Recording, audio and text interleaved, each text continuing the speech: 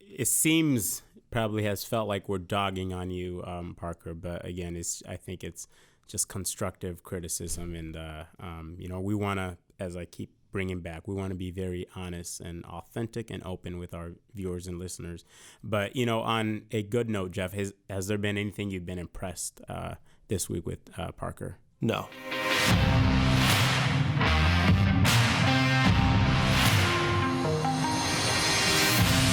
Welcome back to another episode of When I Grow Up, where we are following the story of Parker McGee, who dropped out of college in hopes of becoming a TSR Concrete Coatings owner, the biggest residential concrete coatings company in the nation.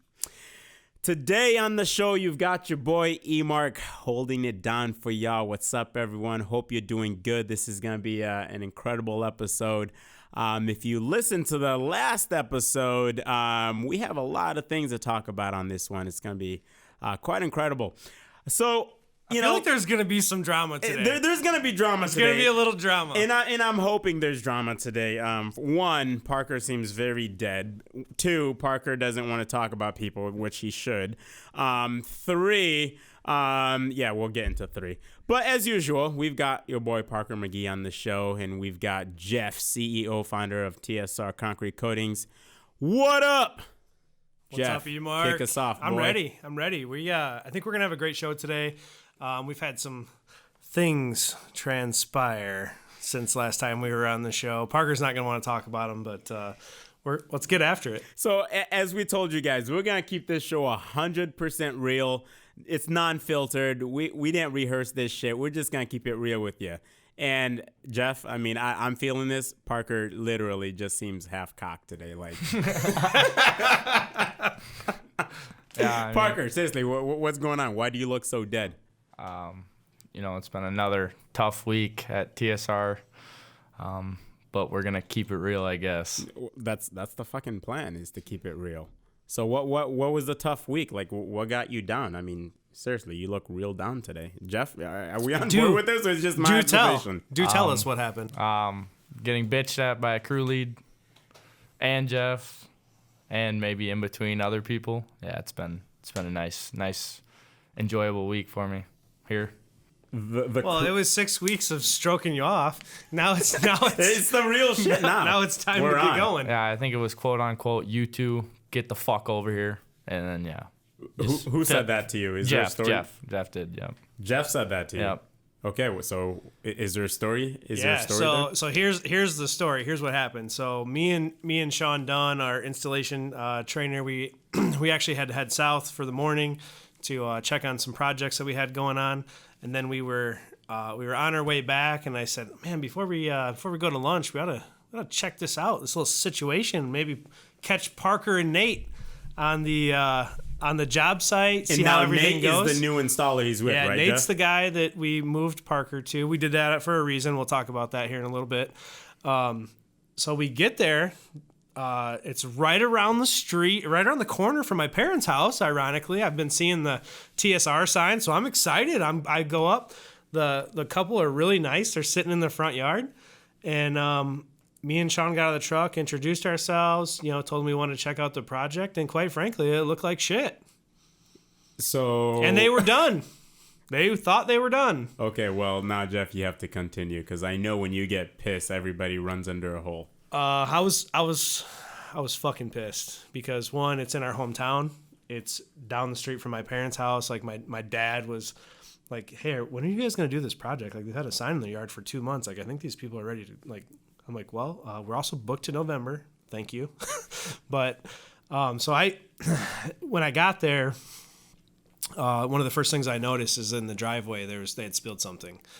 And so it was shiny, right? Because that's what our material does. Well, what did they spill? I don't know. What did you spill, Parker?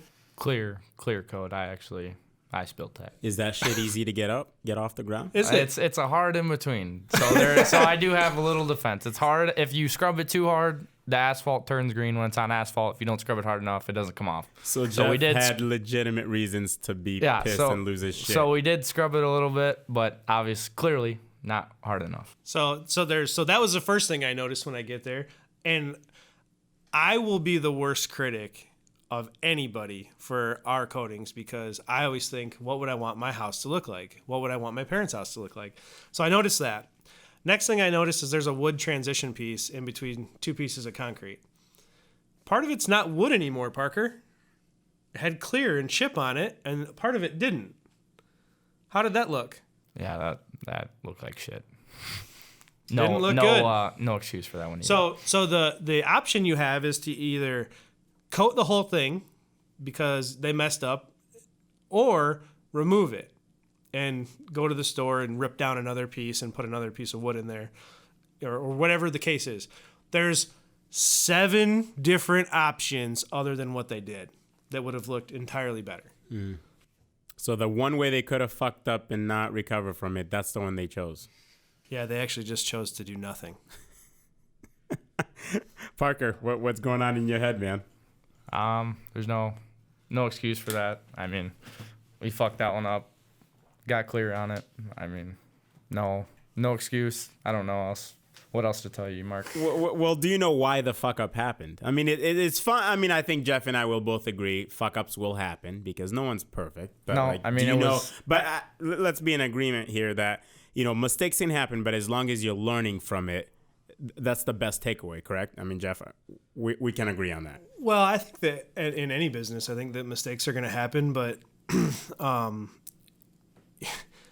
when I come back to the shop and you guys are done for the day and it's 2:00 or 1:30 or whatever the time was, and the rest of us are still working, but you're done, and then I already checked your job and it looks like shit, we have a problem. Yeah. We have a huge problem. Yeah. So I came back to the shop and I was like, hey, what are you guys doing? Actually, that's not what I said. I said, you two get the fuck over here right now. I was a lot meaner than what I originally portrayed. Because I was upset, right? Like that's a job. So maybe that's not the best way to approach it right away. But when we're happy-go-lucky back home at the shop and we're done, quote unquote, done for the day, and we're all having a good time, and the job still looks like shit, that's a problem. Mm-hmm. You know, and I think that some people would say like it's, you know, maybe you're a little harsh, like it didn't look like shit, you know, or maybe, you know, for you to say that, like, no, I wasn't happy with it, you know. And the worst part is that Nate said, well, I talked to the homeowner and they're cool with it. I was like, I don't give a shit what the homeowner's cool with. I don't care what I go, we have a standard at TSR. You have a level of professionalism that you need to keep. Well, not only a level of professionalism, but also a level of quality of what we expect our floors to look like. And that is 100% not it. So wait a minute. The customer said it was fine, and you said, fuck that. I'm not fine with it. Go back and fix it. Absolutely. I wasn't okay with it. Okay, well, so see, Parker, I have to get your thoughts and be very honest. I know it's probably a little weird because, you know, Jeff's right here, but like, do you think he was overreacting? No, I mean, I know. Why are you smiling? I know it was not okay. Like he said, we actually ran into another story like that with a garage today. If I had that and did it myself, I obviously would have cleaned it up. I wouldn't let my own house look like that, so I understand why he sent us back to fix it. Even if they're okay with it, I wouldn't have been okay with it on my own house, kind of like he said. So there's no such thing as just good enough. Like I don't think that the standard at TSR and like why we've got to the level that we're at, the standard isn't good enough. It never has been. It's never going to be. And so for me, what I tried to portray to these two is like, and it wasn't even because Parker was on the job. Like it was just because it was in Lena and I happened to be close and I dropped in. But like, it's never just like good enough. Your floor should always look as good as if me and Tyler did it, or it was at your own house or whoever's. Like I should never go to a project and see that ever. Okay, so it's been very heated right now. Let's kind of recap. But this is good, though, guys. This is good. I mean, we told the viewers and listeners that, you know, we're going to be completely transparent with them. And this is good shit to hash out on the show, right, and talk about and let people know. And just because you are working towards a dream, because you are working towards a goal, wanting to be a partner in this business, it's not always going to be rainbows and sunshine. There will be times like this. So I'm glad we're painting that picture for people, letting them know that this is reality, right? Right, Parker? Yep, absolutely. Yeah. Yeah, I can tell on your face right now that it's, it's been tough, but this is the reality, man. And Well, and I think that it's been tough because he had a very strong leader for the first month who, for lack of better terms, I think that Wink kind of sheltered him from a lot of that. Even though he allowed him to do a lot of the work, Wink also is a very strong leader, and he's going to be over top of everything. I purposely put him with the 180 of that. yeah, because the reality is you will get people like that in your business, and you need to know how to interact with that and how to deal with it, how to manage it, right? Yeah. So do you think there was a big takeaway from this whole experience, Parker? Yeah, I mean, it's not just about having one strong leader on your team. It's about having multiple strong leaders. So I think I learned just more so that if someone else isn't going to do it, I need to make sure that I'm right there also, stepping up and taking the initiative to get things done, not to the good enough standard, but to the above and beyond. Yeah, and I can really tell you're actually feeling this, which is great, right? I mean, I can really tell, like, you're living this, you're feeling this, and it doesn't feel good, I'm going to assume, right? Yeah. Yeah.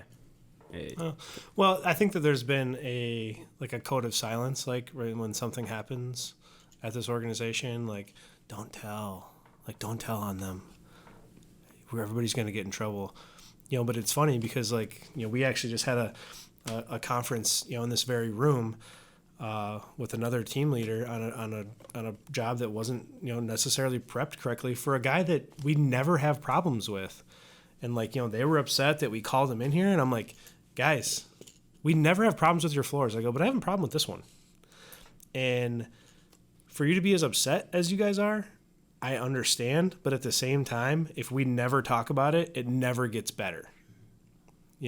And so this code of silence or whatever, guys have to take initiative. Just because you have a team leader on your team, they're there to help guide, but it's almost like if they're not always paying attention or doing the right thing, whoever else is there always has full authority from me or Tyler to stop, do the correct thing. And if everybody doesn't want to do the right thing, then that one person, then pick up the phone and call me. Yeah. Totally makes sense. So, a little recap of the last episode. We had Wink in here. Now Wink Perello is the team lead that you worked with for, what was it? How many weeks were you with Wink? Almost probably 6 weeks. 6-7 weeks or so. Yep. And you trained under him and got really nitty down to the details on how to actually do a job, right? And now he was very fond of you, is the word I intentionally use here. He liked your whole character, your presence, and he had mentioned that he doesn't want to let you go. He didn't want to have you transition to another team lead. He thoroughly enjoyed working with you, and it was based on his thoughts, based on his analyzation of everything about you, that we ultimately made the decision to move you to the next installer, to the next production crew lead. Well, because it doesn't make Parker any stronger by having him only work with one person, So I intentionally put him with Wink because I know Wink's a good trainer. Mm-hmm. I know he's going to show him all the correct ways to do things, even if it takes extra time. And when we made this transition for Parker to go to the next crew, I did it with full intention that it was going to be opposite of that. Yeah, and so you're on to the next production lead guy now, right? Yep. And it's been how many weeks? 2? 2. Yep. And Jeff knows there's a big difference between him and Wink. Are you feeling that difference? Did that have anything to do with the situation that went on No, I mean, I know Wink's definitely got one of the highest standards in the company, like Jeff talked about in the last episode. So it doesn't matter if it's Nate or Nate's the guy I work with now, Nate is the crew lead you're working with. Or blank or blank or blank, whoever else it is. Wink's still going to be most of the time above them in terms of what standard they have their floors to. So, I mean, it's different. I mean, I need to watch more and expect more out of myself because, like you said, I'm not being sheltered anymore by Wink and kind of his standard. I need to set that same level of standard myself. Is there anything Jeff has said that you necessarily don't think he understands the full picture in? No. I mean, it's on me. I was on the job, not Jeff. Yeah. Jeff, that's incredible. He's taking responsibility. I mean, I do have to give that to you. Yeah, Parker. That was like the best way to answer that without talking shit. Yeah. He didn't say a lot earlier because I think maybe he was just trying to think about how to word the question that he knew you were going to ask him.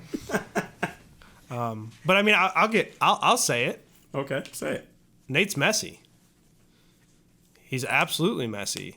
Wink's, you could probably eat off the floor in his trailer. Everything has a spot. Everything has a label, right, Parker? Yep, correct. What happens if you put one of Wink's tools in the wrong drawer? Probably get bitched at. Okay, so you're gonna get yelled at. Now, one of the things, and Parker hasn't said it, but he went to Nate's trailer or Nate's van rather, because they just do outside jobs and they don't have a big grinder. And what is one of the first things that you did? Because Wink has instilled this like OCD into him. Organize the trailer. He comes back after like the first couple of days. He's like, I can't do this anymore. He's like, this guy's trailer's a mess. He's like, it's driving me nuts because I can't find the tools that we need because they're in a different drawer every time. How ironic. It's messy and you can't find the tools. Yeah. Kind of goes hand in hand. Yeah. Yeah, it's a struggle. Okay. They have a particular thing that they, put their buckets in the correct spot. Parker had to rearrange the entire inside of the van. So Parker, what have you been focusing on this week? I would say just after we got yelled at, kind of focusing on cleaning up, making sure, doing a last final inspection through the whole floor, because I think that last go around after everything's finished and you think everything's finished, after that you do that last go around, you really get to see, is everything really finished? And I think if we would have done that on that patio when we spilt that and splashed it on the wood, I think we would have seen it clearly and been like, okay, actually that's not okay, and we would have fixed it. So I think I learned that most out of anything. Well, and I know why you guys did it. You didn't cut in. They ran the roller straight into the piece of wood, and I know that's from not doing the correct steps prior to that. So. I might not be on the floors every day, but I still know what I'm doing. So you've been focusing on the details. Is that fair to say? Yep. Now there's a lot of details. It seems like any one in particular, or just overall?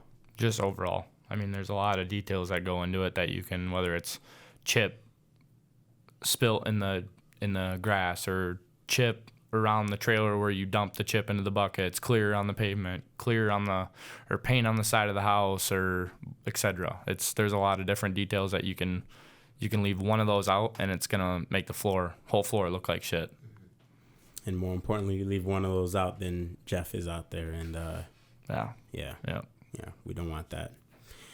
So what challenges have you faced this week, and which one has been the hardest? I mean, I would say facing adversity. We faced a lot of it, like I said. Share that with me. Adversity, what do you mean? Well, between getting yelled at by Jeff, me and the crew lead got into it a little bit. You and Nate? Yeah. Because he just kind of didn't like how I approached him. So, I mean, we kind of just talked that out and figured something that worked for both of us. It's just a lot of adversity, I would say. So, do you feel like he wants to go back to Wink? I can tell. Do you feel like you can't talk to Nate, Parker? No, I mean, Nate's a really cool guy. I can talk to him anytime I want. And we've done that. He said that right away. He said, if you ever have a problem or whatever, come to me and we'll talk about it. So that's what we did. Now, granted, you've only been working with him for a couple weeks, but I can definitely tell you don't talk about Nate the same way you talk about Wink. Yeah, I mean, it's soon. Doesn't have that twinkle in his eye. It's soon. It's soon, Mark. So You're jumping the gun. The relationship is building. You guys just got numbers, and now you're going to go on a couple dates, right? Yep. Yep, correct. Jeff, any comments on that? I think that when you get used to working with somebody, and he was used to working with Wink, and then we threw him into a situation where one, the style of job is substantially different than what he was doing in his first 6 weeks. So he was traditionally doing garages or pool decks. Wink gets handed a lot of pool decks, and we moved him to patios, sidewalks, front porches, things like that. Were mostly outside jobs. You're in the sun all day, and they require a lot of attention to detail. And again, Nate is he's never going to have the cleanest van. His tools are never going to be put right back in the right spot. Are you okay with that, Jeff, though? No, I'm not. But Parker needs to see that. Okay. And it's a separate conversation that I'll personally have with Nate after this. But I knew that it was going to be a great way for him to experience it. Because had I talked to Nate about it beforehand, he would have cleaned up and not experienced it. He needs to understand the type of individual that he wants working for him. And I think that... And more importantly, I'd have to say the type of individual he wants to be once he's experienced both sides. I think if he had to choose, he's probably not hiring Nate on his team. Now, I can fix Nate. That's not a problem. And, and we're like dogging on him a little bit on the show here, but for good reason. Mm-hmm. And I think that after this airs, Nate's going to probably have a substantially better mindset and be more thoughtful about the way he talks to customers, the way the job looks afterwards, the way his van looks, right? Because people are watching. We actually got a review today. It was actually from our Chicago office. And one of the things that I thought was interesting was that the guys showed up in a nice, clean, new truck and a nice, clean trailer. Such a compliment coming from an industry that grinds concrete and is consistently dirty. Yeah. So the fact that our Chicago office showed up and everything was clean and the people took notice of that, that means a lot to me. And that should mean a lot to Parker too, whenever he goes to his own office. Mm-hmm. Yeah, absolutely. So Jeff, I know you're going to be bold in answering this. How is Parker doing? He's struggling right now. He needs to stop being a pussy. Ooh, that's that. Whenever Jeff says shit like that, there's always like a mile of other shit behind it. So Parker, let's just dive to you right now. What's going through your mind, man? Because that's not a good thing. You gotta. I know. I'm right in your shoe, man. Just maybe step up a little bit more instead of. I think I'm kind of taking the easy way out because, like I said, I was kind of a little set back from some of the stuff I say to Nate now after we kind of had that talk, and the talk was more along the lines of he was the crew lead and I was the second, so I should stop I should stop telling him what to do, which I wasn't really trying to tell him what to do. A great story I'll tell really quick was about my dad always told me, he said coaching, which is kind of like coaching, being a crew lead, you're kind of coaching other people, is like making cookies. There's a lot of different recipes to it, but you're going to kind of take bits and pieces of other recipes and kind of make your own recipe. So being a coach or a crew lead, you kind of got to see. You can learn stuff from your second. Just because they're your second doesn't mean you can't learn anything, or you can work in the industry 5 years and I can work 3 months. But I've seen other stuff. I've seen what other people do. I've seen what Wink does. I've seen other ways that maybe he does it better, and maybe Nate does stuff better in other areas. So me suggesting something maybe isn't me kind of like shitting on him. It's more so me being like, hey, Nate, maybe there's another better way to do it. And maybe it's not the better way, but a great coach or a great crew lead would usually take that and be like, okay, well, is that a better way? Yeah, it is, or no, it's not. And no, it's not, and this is why. Yeah, so at least you understand, oh, he at least heard me Yep. and took the time to analyze and process what I just said. Yep. Because, I could say regardless if what you say it actually makes a change into a process, I mean, I think it's important that you feel like you're heard anyway, right? Yep. And I think overall, I mean, I think Jeff's mentioned on the show, alluded to it that, you guys should hold each other responsible on a job. Just because something's being done by somebody who's been in the industry longer than you should not just sit by and be like, well, it's not my place to say shit. No, it kind of is your place to say shit, because if you're doing such low quality at work that customer sees it, now that cascades down to the company. Now it's not your ass that's fired. Now that's potentially however many people who are going to be impacted on this job who are going to lose their job because Jeff's now fucking livid, right? Yep. Well, it's not even about losing your job. It's the 8:30 p.m. phone call that I get from the homeowner that is not happy after I paid 2, 3, 4 guys to go do their project for the day. Why am I talking to this person? Why am I not with my family? Why am I scheduling a service call at 8:30 at night? Because after I paid somebody to go do a project, like I paid you good money to go and do it, and I'm still taking care of it. Are you fucking kidding me? It's not about paying someone to do it too. He pays someone to do it the correct way.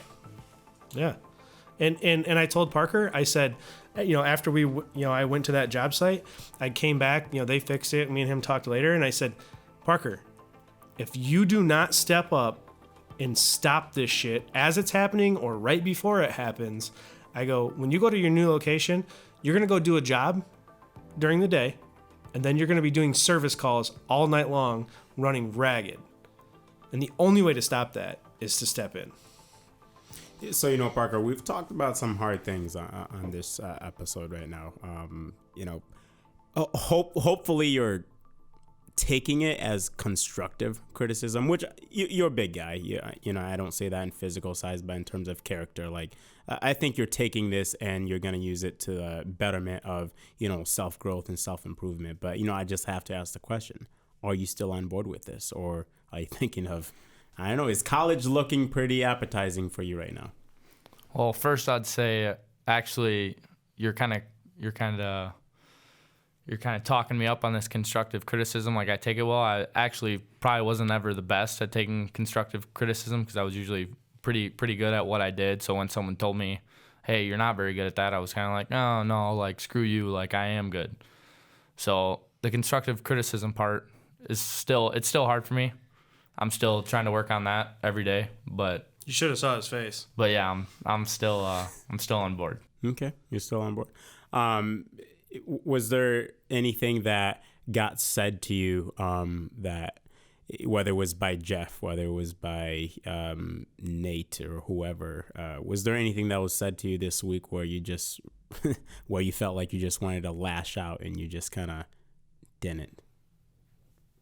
No, I mean, I understand. He's straight, he is straight full of shit, Emar. Yeah, I can tell by that smirk on your face, man. There was probably a train full of thoughts that you wanted to unleash at him. I mean, there has to be. No, I understand a lot of it. Like I said, when the conversation me and Nate had about me not telling him what to do, I understand he still has a level of entitlement to the crew lead, and I understand that what Jeff was coming from on the mess. So, I mean, I understand a lot of it. Do I always agree with some of the stuff? Maybe not, but at the end of the day, it's really not my call because I am a second and I am an employee of Jeff. And you got to be humble and learn the lessons, even though you may not understand them at the moment. Yep. So, Jeff, with what's going on this week, where would you say Parker needs to improve? Well, I think that the biggest improvement that Parker needs to make is doing the right thing, regardless of who's watching you and who's there or who says.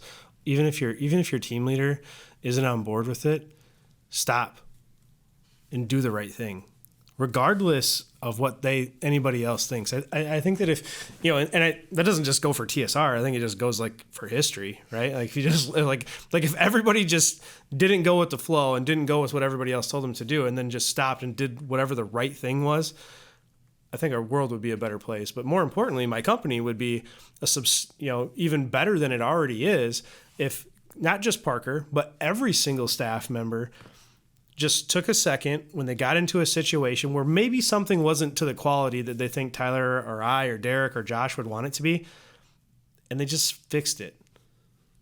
Something just as simple as like pulling into the parking lot and there's a piece of trash there. Like, fucking pick it up. Pick it up. Like, I would assume that you're the first guy that saw it, but it's just things like that. So for Parker, he really needs to, code of silence is not a thing here. So stop that and do the right thing. Whether I'm there, whether your team leader's there, no matter what, you're never going to get in trouble for bringing superior quality to a job site. And I don't really give a shit what the team leaders say or what the other guys will say about him. And he knows even the things that he's already said on this show, he's going to get chastised for. He knows that. Now, luckily for him, it's not going to air for 2 weeks, and he'll be out of the situation that he's in. But so that's cool. But at the same time, like, how do you want your TSR location run? Is this what you want at your location? Because if you continue to allow this, you're gonna breed that in your own location. And that was the point of trying to get him to stop that this week. Yeah. So, again, I'll say it seems probably has felt like we're dogging on you, Parker. But again, I think it's just constructive criticism, and we want to, as I keep bringing back, we want to be very honest and authentic and open with our viewers and listeners. But on a good note, Jeff, has there been anything you've been impressed this week with Parker? No. I think that my expectation for Parker is really high. That's not going to stop, and I don't give a shit if he's sitting here next to me. This week, I think that I wouldn't call it a failure, but definitely probably a setback from where you we felt are. let down anyway from the expectation.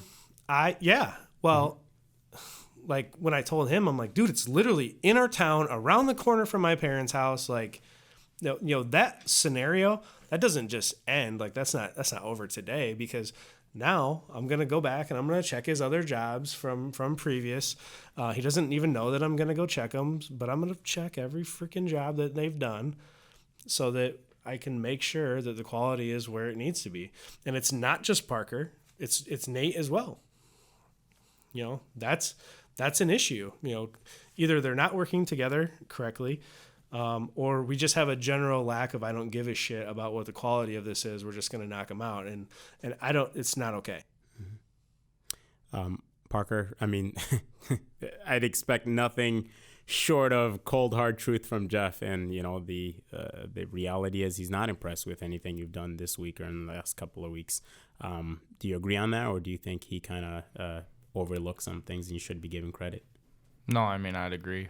If even one thing's messed up, it's going to bug me all week. It's not a completed week. And I think there's still some stuff that's bugging me right now on jobs that we've done this week that are going to bug me. And he's probably going to go back and look, and then he's probably going to be upset. And then I'm going to I'm right there with him, because I'm upset too about him. So, but you know what's great about it?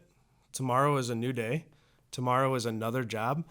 And Parker and whoever he's working with, which I'm assuming is going to be Nate, has the opportunity to redeem themselves every single day. Like, the cool thing is the scorecard gets reset every day.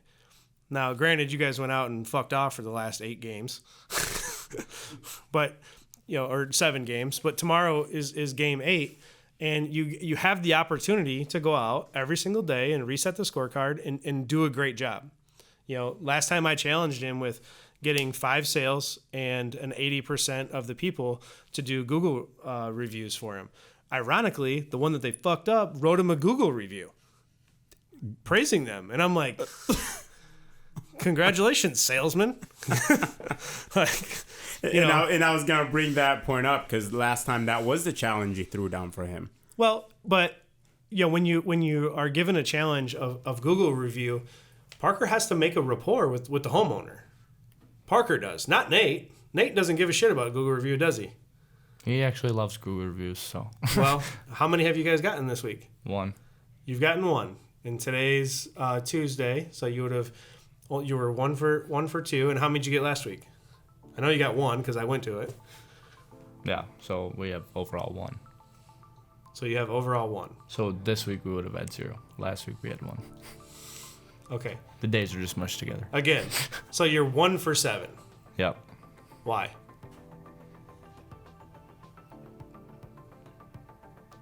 No reason.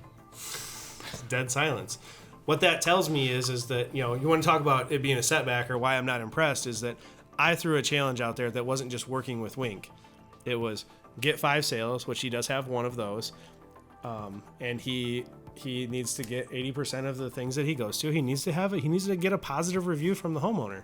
And if that means that he has to tell Nate to shut the fuck up and not talk while Nate they're needs to there, shut the fuck up. Then I'm going to do the talking, because it's me the next time that I go on that show that's going to get chastised for not having the correct amount of reviews. And it's a really simple task. It's not hard. Literally, you guys are taking a beat up piece of shit looking piece of concrete and you're turning that into a beautiful decorative piece. Like, who isn't going to be happy with that? Yeah. Even the one you fucked up, they were happy with. And they wrote you a review. So it's like, to me, that just shows me like just a complete lack of effort. Yeah. So, in wrapping up, Jeff, what's the next step here for the next couple of weeks? What are we laying down? What are you expecting out of Parker?